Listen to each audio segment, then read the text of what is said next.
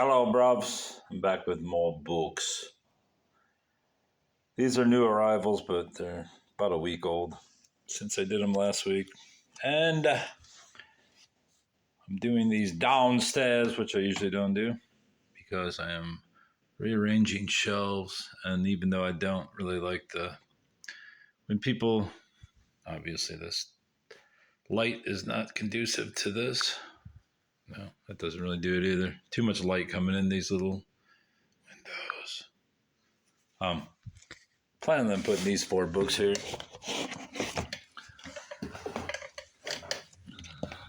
White Banners, The Robe, Disputed Passage, and Dr. Hudson's Secret Journal by Lloyd C. Douglas, which I picked up for $1 each at a local thrift store. Previously owned by Mr. and Mrs. R.L. Van Bueller, Sterling Heights, Michigan. I believe there was 6 volumes. I don't know basically anything about this writer. Copyright 38. Lloyd C. Douglas. Don't know anything about him, but those 4 will go up on the shelf. Collier's obviously is one of the, as you can see, they're more of a mass production, cheap reproduction, reissue of a book. But I have to admit, putting certain books in categories next to each other does look kind of good, which beckons me to put these 2 Peter Pauper Press books, which I'm sure I have more of somewhere, into this little section. I guess I gotta move something. Oh, break my leg doing this, reaching over books.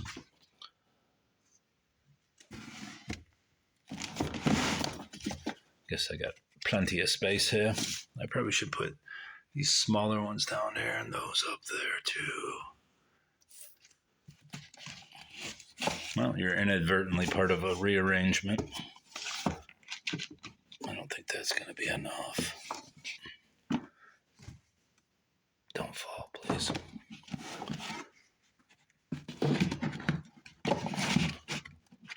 I don't think that's going to work. I outthought myself here. Whatever. Anyway, you get the concept. The colors match in most instances, and I usually don't do that because I don't care, but I usually put them by author in their own little sections, but for whatever reason, on the fireplace bookshelves, I'm going to put them here, even though that will preclude me from building a fire since I don't want them to smell like smoke. Anyway, back to the book. A Golden Guide to Bats of the World. Full color, easy to use. Obviously, who can turn down a book on bats?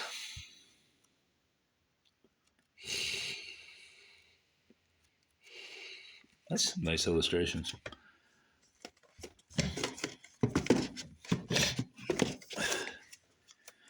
Chakra Healing. A Beginner's Guide to Self-Healing Techniques that Balance the Chakras. I don't believe in it, but I still collect books such as those to go along with me. Paranormal, New Age sort of thing. Pokemon Kalos Beginner's Handbook for my child. Errol Book of Spooky Stories, edited by Nora Kramer. I actually have a copy of this, but it's not the same. Won't you come in and shiver a while? But it's not the same cover. Both covers are equally good, I believe, but this one's great. 50 cents, you can't beat it. Get over there, Ghost Man of the Apocalypse. Tarot. Leanna Greenaway. Plain and simple. The only book you'll ever need. That seems like a farcical statement. Up-to-date interpretations for all 78 cards. Henry James, The Turn of the Screw, and Other Ghost Stories. I did not know that The Turn of the Screw was a ghost story, but I bought it. One of my young coworkers collects Penguin Classics, so I originally picked this up for him. But now that I see that all these stories are ghost stories, he may not get it. I see ghosts everywhere, wrote Henry James, who retained a fascination with the supernatural and sensational throughout his writing career. The new collection brings together 8 of James' tales exploring the uncanny, including his infamous ghost story, The Turn of the Screw. Damn, it's hot down here. I see why I've been down in the basement.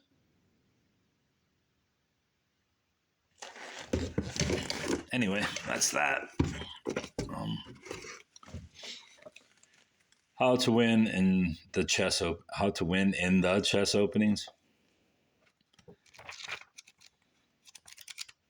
Yeah, chess openings. I don't really care about chess, but since I'm collecting books, might as well have some chess books. The Secret of Laurel Oaks, Lois Ruby, a chilling ghost story based on one of the most haunted places in America. Looks like young adult kind of stuff, but got suckered in by the fact that I had picked up spooky stories at the same place, and now this book. Guessing it's definitely young adult, but maybe it isn't. Maybe it's just I don't know. The more I look at it, it might not be young adult.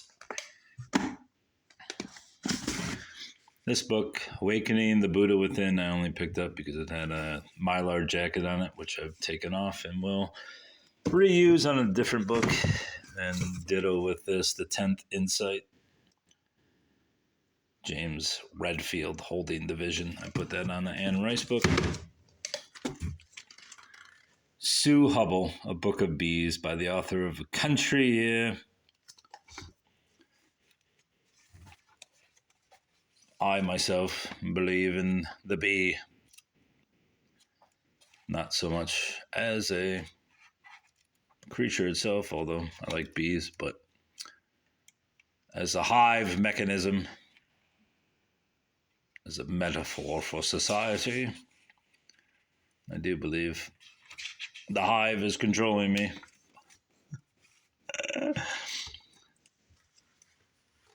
Has control over my actions.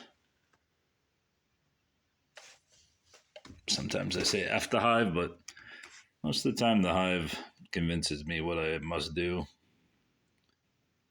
No encore. Musicians reveal their weirdest, wildest, most embarrassing gigs.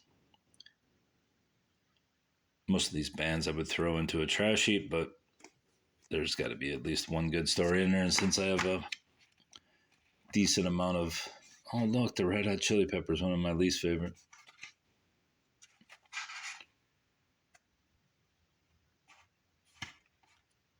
Who was this? Al Jorgensen of Ministry. Rich, buddy, rich.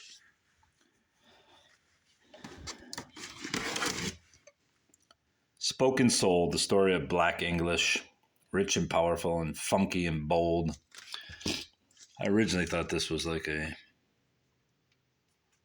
origins of Black English, but this is more or less the glorification of the differences.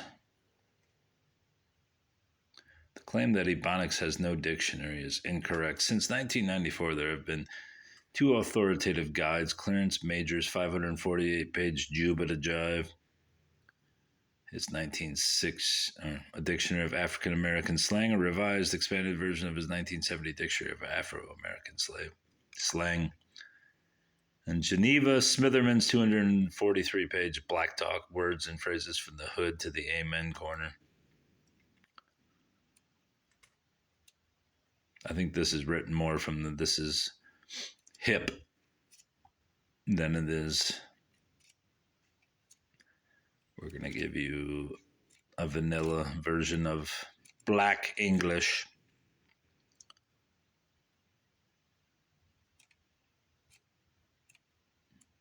Paul Laurence Dunbar. That's interesting, since I have a book of his over there on my other shelf. His collected poetry. And I also have a biography of him beating his wife.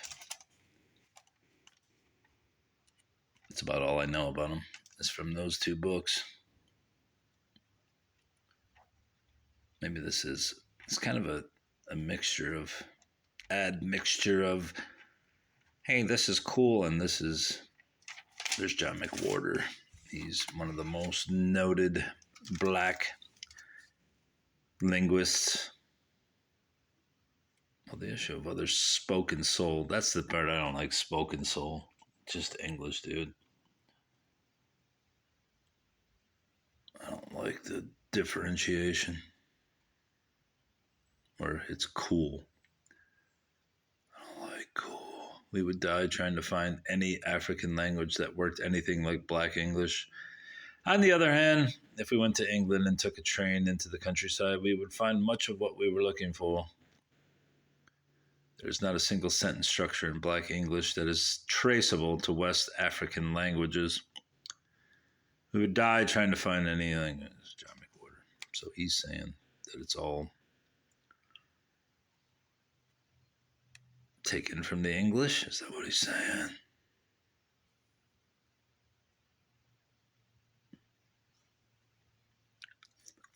Some scholars contend that the African American vernacular bears the vivid imprint of the African languages spoken by slaves who came to this country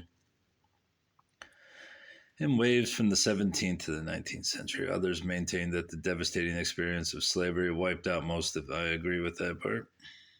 Not that I'm a linguist. Anyway, that's all the books, besides my cool Bell's Official Hazy IPA box that I got at the thrift store, which was nice. All right, that's all.